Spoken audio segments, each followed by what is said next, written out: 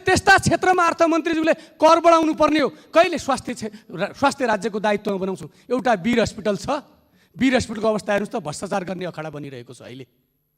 त्यस्ता क्षेत्रलाई करको दायरामा ल्याउनु पर्छ कि पर्दैन? आज तपाईँहरू हेर्नुहोस्, यो स्वास्थ्य सेवा हो कि सेवा र कम्पनी हो कि उद्योग कि व्यापार हो, बिजनेस हो? ती डाक्टरहरू कस्ता उत्पादन गरेछौँ आज हामीले? तपाईँ सबै निजी हस्पिटलमा हामी आज मन्त्रीज्यूसँग हामी जान चाहन्छौँ निरीक्षण गर्न। एउटा गेट पालेर 2 जना नर्स र एउटा डाक्टर बाहेक त्यो हस्पिटलमै छैन।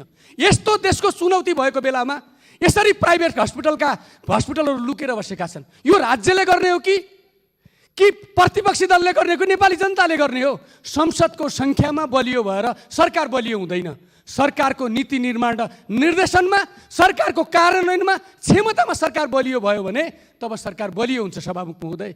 त्यसैले आज प्राइभेट हस्पिटलका एउटा क्याबिन 5 स्टार होटलका एउटा कोठाभन्दा महँगा छन्। त्यसको लागि हामीले किन नियन्त्रण गर्न सकेनौँ? यसका बारेमा स्वास्थ्य मन्त्रीज्यू बहस गर्ने कि नगर्ने? सरकार भ्रष्टाचारमा मात्रै लिप्त हुने कि जनताप्रति उत्तरदायी हुने हो? त्यसैले सुदूरपश्चिममा आज हेर्ने हो भने दिनमा 2 गुणा रातमा 4 गुणा क्वारेन्टाइनमा सङ्ख्या बढिरहेको छ। हिजो 55,000 थियो, आज 70,000 भएको छ। मान्छे क्वारेन्टाइनमा मृत्यु भएको छ। मान्छे मरिसकेपछि सरकारले कोभिड-19 को टेस्ट गरेको छ। त्यसैले जनताप्रति उत्तरदायी स्वास्थ्य प्रणाली बनाउने हो भने यी कम्पनीमा दर्ता भएका उद्योग दर्ता भएका अस्पतालहरूको वर्गीकरण गरौँ। कुन हस्पिटलले कति फी लिन्छ भन्ने कुरा स्वास्थ्य मन्त्रीज्यूलाई थाहा छ? स्वास्थ्य मन्त्रीज्यू, यसका बारेमा अब यदि स्वास्थ्य राज्यको दायित्व भने हामीले बहस गर्नु पर्दैन? संविधानमा लेखेको कुरामा हामीले बहस गर्नु पर्दैन? त्यसैले स्वास्थ्य मन्त्रीज्यू, अर्थमन्त्रीज्यू, प्रधानमन्त्रीज्यू, अहिलेको स्वास्थ्य प्रणालीले ओम्नी ग्रुप, यति ग्रुप, प्रधानमन्त्रीको स्वास्थ्य 17 करोडभन्दा बढी खर्च भइसक्यो। केपी ग्रुपलाई मात्रै उपचार गर्न यी प्राइभेट हस्पिटलमा सम्भव होला, हामी नेपाली जनताका निम्ति छैन। त्यसैले राज्य स्वास्थ्यको दायित्व हो भने स्वास्थ्य क्षेत्रलाई हामीले जनताप्रति उत्तरदायी बनाऊ। अर्थमन्त्रीज्यूले भन्नुभयो पहिलो वर्ष वडामा पूर्वाधार बनाउँछु, दोस्रो वर्ष स्थानीय तहमा बनाउँछु भन्नुभयो। अहिले हरेक तहमा 1500 को हस्पिटल बनाउँछु भन्नुभएको छ। यी तीनटै बजेटमा 54 भौतिक पूर्वाधार बनेको छैन उहाँले पेश गर्नुभएको। अब कसरी यो सरकार स्वास्थ्यका प्रति जनताप्रति उत्तरदायी भयो भन्ने। धन्यवाद। मान्य श्री बीना कुमारी श्रेष्ठ, मान्यज्यूको समय 4 मिनट रहेको छ र यसपछि मान्य श्री हीरा गुरुङ। सम्मान्य सभामुख महोदय, नेपाल सरकारको विनियोजन बजेटको मन्त्रालयगत वार्षिक कार्यक्रममाथि छलफल गरिरहेका छौँ। आधारभूत रूपमा सिङ्गो बजेटलाई पहिला नै समर्थन गरिसकेको पनि छु। हामी समानुपातिक प्रणाली अन्तर्गतका प्रतिनिधिहरूका लागि सिङ्गो मुलुक नै आफ्नो निर्वाचन क्षेत्र भएकोले बजेट जहाँ जति परे पनि आफ्नै क्षेत्रमा भएकोले केही फरक परेन।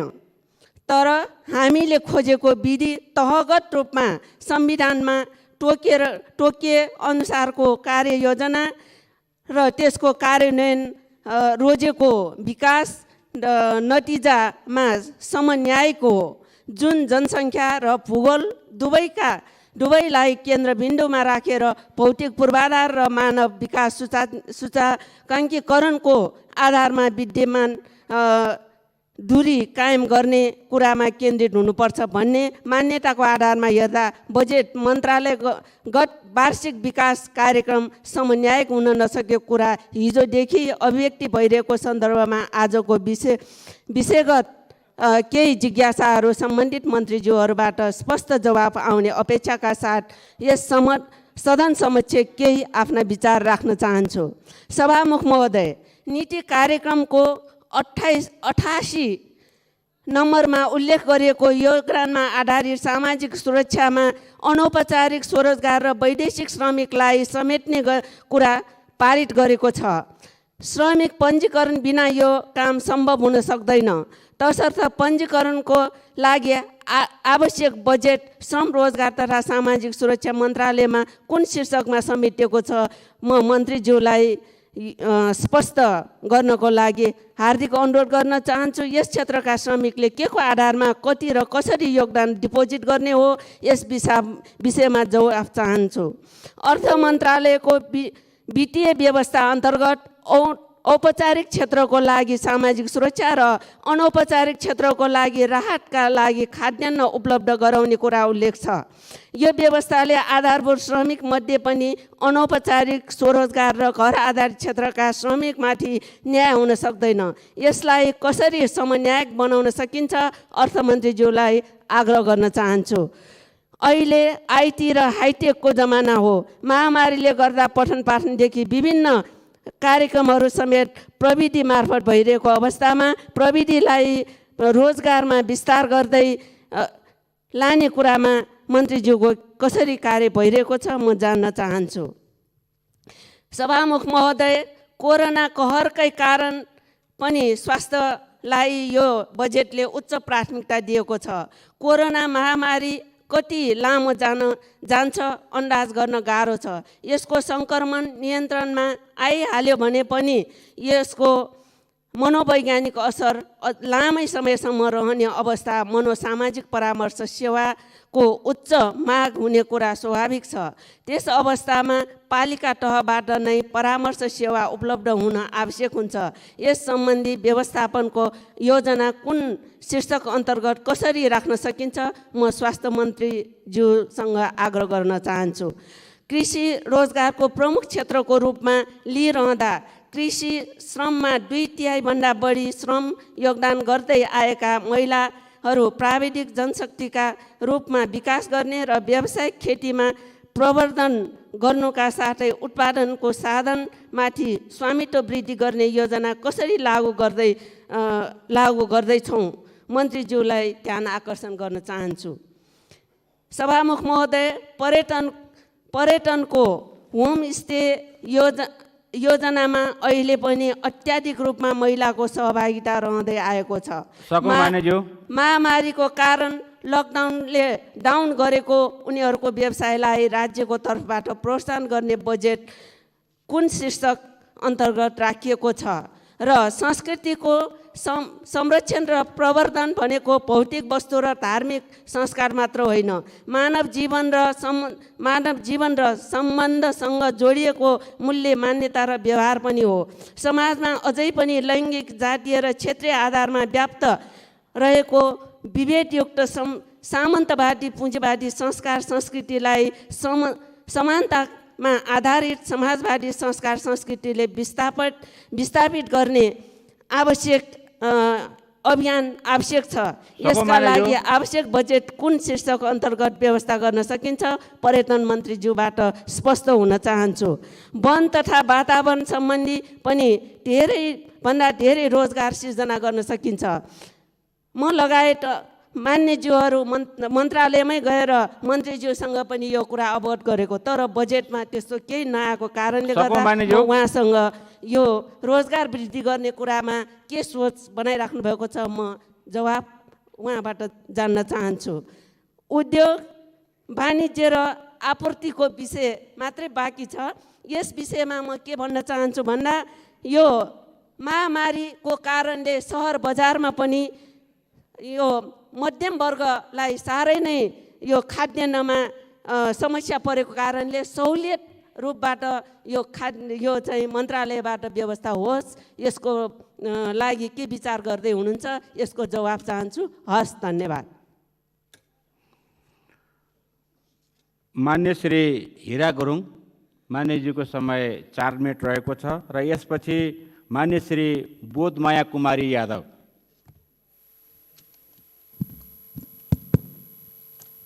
सम्माननीय सभामुख महोदय, 77-78 को बजेटमाथि छलफल चलिरहँदा आज 8वटा मन्त्रालयमाथि छलफल गर्नुपर्ने छ। समय ज्यादै छोटो छ। श्रम, रोजगार तथा सामाजिक सुरक्षा मन्त्रालय सम्बन्धी सरकारले प्रत्येक वर्ष युवा जनशक्तिलाई जोक सुनाउँदैछ। गत साल 5 लाख जनतालाई रोजगारी दिने भन्ने कतिजनालाई रोजगार दियो यसको यकिन छैन। फेरि यस वर्ष 7 लाखलाई रोजगार दिने भनिएको छ। यसको सम्भावना आधारभूत के हुन् यो बजेटमा स्पष्ट खुलाएको छैन। देशमा श्रम गर्न चाहने युवाहरूलाई नयाँ कामको सृजना गर्न यो सरकार पुरै असफल देखिन्छ। सामाजिक सुरक्षाको हिसाबले भूमिहीन र घरबारविहीन नागरिकलाई जनता आवास कार्यक्रम मार्फत घर बनाइदिने भने पनि वास्तविक भूमिहीन जनतालाई यो बजेटले प्रभाव पार्न सकेको छैन। कृषि सम्बन्धी सरकारले भन्दै आइरहेको कृषिमा व्यावसायिकीकरण, यान्त्रिकीकरण वास्तविक रूपमा कागजमा मात्र सीमित हुने भएकोले यो नारा जस्तो मात्र भएको छ। कृषि क्रान्ति भन्न साथ खेतमा औजार प्रयोग गर्न साथ हुन्छ भन्ने गरिएकोले माटोको स्तर र त्यसको उर्वर क्षमताको कुनै कुरै नगरिएको हुँदा यो सरकारको कृषि क्रान्तिको अभियानलाई हावादारी गफ भन्नु उपयुक्त हुन्छ, किनकि यसले माटोको सुधारको कुरा नै उठाएको छैन। किसानले आकाशे पानीको भरमा खेती गरेका छन्। यहाँ चाहिँ एउटा ट्र्याक्टर, एक प्याकेट बिउ दिँदैमा आधुनिकीकरण हुन्छ। मन्त्रीज्यू, सम्माननीय सभामुख महोदय, वन तथा वातावरण मन्त्रालय सम्बन्धी पहिले हरियो वन नेपालको धन भनिन्थ्यो।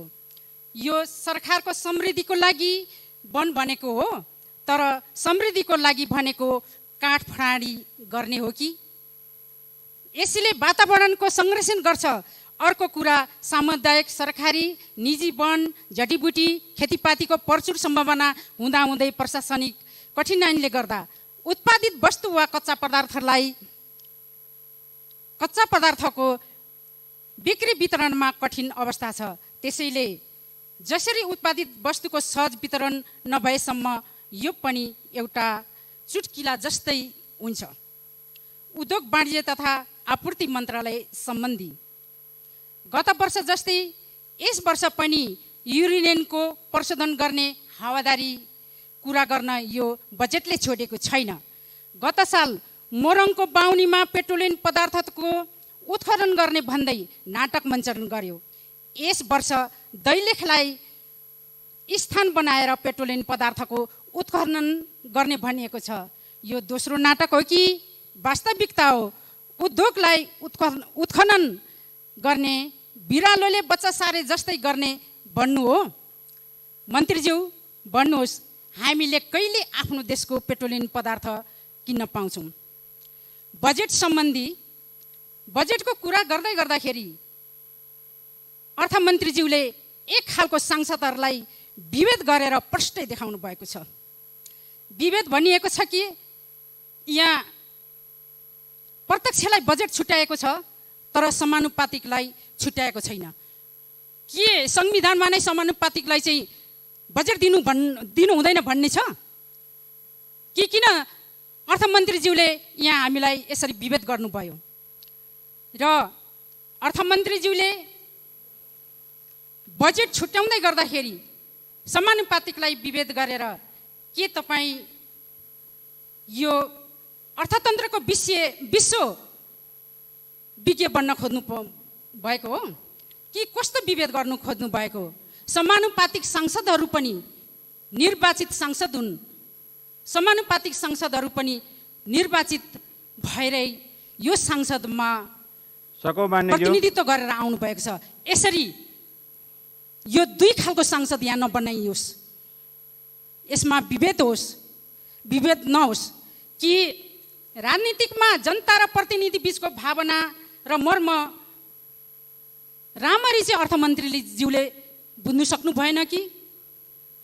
यसमा विवेक जाओस् अर्थमन्त्रीज्यूको। धन्यवाद।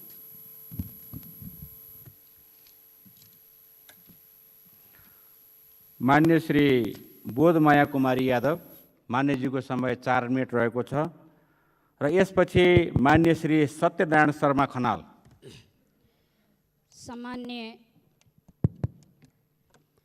सम्मान्य सभामुख महोदय, आज हामी 8वटा मन्त्रालय अन्तर्गतको 77-78 को विनियोजित विधेयकका सिद्धान्त र प्राथमिकतामाथिको छलफलमा छौँ। नैतिक रूपमा यो विधेयकलाई समर्थन गर्दछु। व्यवहारिक रूपमा मेरो केही टिप्पणी रहेको छ।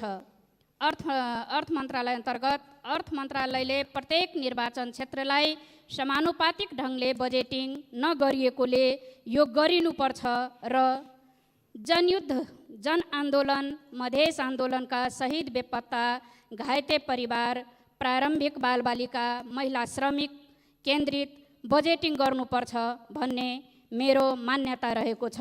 सामान्य सभामुख महोदय, स्वास्थ्य तथा जनसङ्ख्या मन्त्रालय अन्तर्गत 6 लाख ज्येष्ठ नागरिक 7 लाख परिवारलाई निःशुल्क स्वास्थ्य बिमा गरिने व्यवस्थाले श्रमजीवी परिवारमा राहत पुग्न सक्छ।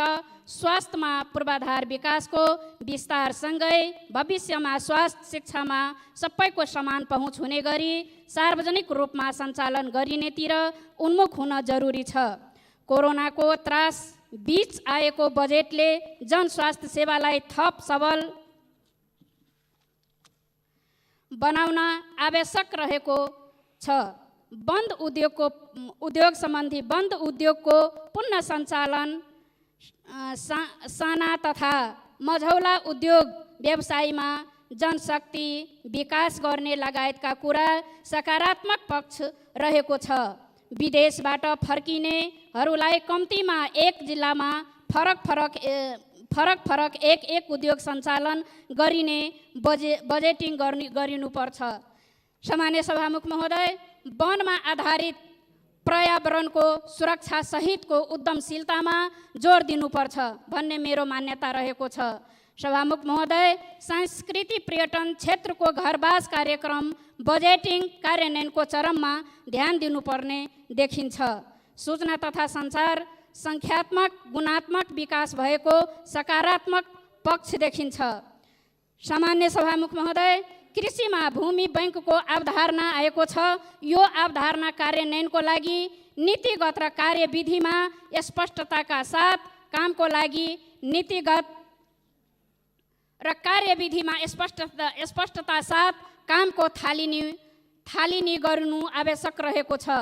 भूमि उपलब्ध भए पनि उत्पादनका लागि आवश्यक मूल बिउ, बिजन, विषादी औजार, उपकरण, सिँचाइ प्रविधि, दक्ष जन शक्ति र पशुपालनका लागि आवश्यक दाना औषधि उपचारका पक्षमा आत्मनिर्भरताको पाटोसँगै बढाउनुपर्छ। यो विषयमा स्पष्ट बजेटमा उल्लेख भएको छैन। कृषि मन्त्रालयले आन्तरिक रूपमा कार्य योजना तर्जुमा र बजेटिङका क्रममा यस क्षेत्रलाई उचित सम्बोधन गर्नुपर्छ। सामान्य सभामुख महोदय, श्रम रोजगार तथा सामाजिक सुरक्षा मन्त्रालय अन्तर्गत यसमा गुणात्मक विकास भएको सकारात्मक पक्ष देखिन्छ। तर असङ्गठित श्रमिक सङ्गठित गर्नुपर्छ र श्रमिकले सरकारले तोके अनुसारको पायो पाएन त्यसको अनुगमन संयन्त्र सरकारले बनाउनुपर्छ। श्रमिक बिमा गरिनुपर्छ जसले गर्दा श्रमिकको उचित सम्बोधन हुन्छ र समाजवादमा पुग्नलाई मार्ग निर्देशन गर्छ। हस्त, धन्यवाद। मान्य श्री सत्यनारायण शर्मा खनाल, मान्यज्यूको समय 4 मिनट रहेको छ र यसपछि मान्य श्री चाँद तारा कुमारी। सम्माननीय सभामुख महोदय, कि सबभन्दा पहिले म स्वास्थ्य तथा जनसङ्ख्या मन्त्रालयतिर जान चाहन्छु कि हाम्रो WHO ले यो अविश्वसनीय RDT किट प्रयोग नगर्नु ठिक हुन्छ भन्दै हाम्रो सरकार किन RDT किटहरू किन्न र यसैको प्रयोगमा बढी लागेको छ, यो कुरा बुझ्न सकिएन। र अहिले त त्यो बाहिरबाट आएका मानिसहरूलाई स्वतः गाउँमा पठाएर तिनीहरूको कुनै टेस्ट नगरी एकैचोटि मृत्यु भएपछि PCR को टेस्ट गरिँदैछ। यो कस्तो अचम्म हो, मरेपछि औषधि। यो सुनेर महाजना सबैर मुखा भवन्ति, अरूहरूले के भने होला, मरेपछि मात्रै टेस्ट हुन्छ नेपालमा त भनेर। त्यस कारण त्यो PCR को टेस्ट पहिले हुनु पर्यो, बढी म्याक्सिमम हुनु पर्यो। र एउटा पूर्वी नवलपरासी भन्ने जिल्ला छ, नवलपरासीबाट छुटेको, त्यो इन्डियासँग जोडिएको जिल्ला छ। त्यहाँ सङ्क्रमण बढिराखेको छ, यो कोरोनाको सङ्क्रमण। 2 जना अरू जिल्लामा गएर बसेका छन् र 5 जना त्यहाँ क्वारेन्टाइनमा बसेका छन्। देवचुली नगरपालिकाको प्राकृतिक सम्पदा, प्राकृतिक चिकित्सालयलाई त्यहाँको चाहिँ जिल्लाले कोरोनाको चाहिँ हस्पिटल बनाउने निर्णय गरेका छ। त्यसका लागि आवश्यक डाक्टर, स्वास्थ्यकर्मी सामग्रीहरू र औषधिको तुरुन्त व्यवस्था होस्, त्यो जिल्ला नटुरियोस् भनेर म अनुरोध गर्न चाहन्छु। अब कृषिमा जो कार्यक्रम आयो त्यो उद्योग थापना, कृषिमा आधारित उद्योग थापनाको कुनै कार्यक्रममा आएन। एकजना दुईजनाले खेती गरेको जो खेती छ त्यो खेतीबाट फर्कने, विदेशबाट फर्कने हाम्रा हजारौँ दाजुभाइ दिदीबहिनीहरूलाई खान पुग्दैन कि त्यसका लागि हामीसँग कुनै न उत्पादन वृद्धि गर्ने ऊ छ, न जमिन छ, न कुनै व्यवस्था छ, न कुनै साना उद्योगहरूको विकास गर्ने थापना गर्ने कार्यक्रम आयो, न कुनै ठुला उद्योगहरू नै को कार्यक्रम आयो।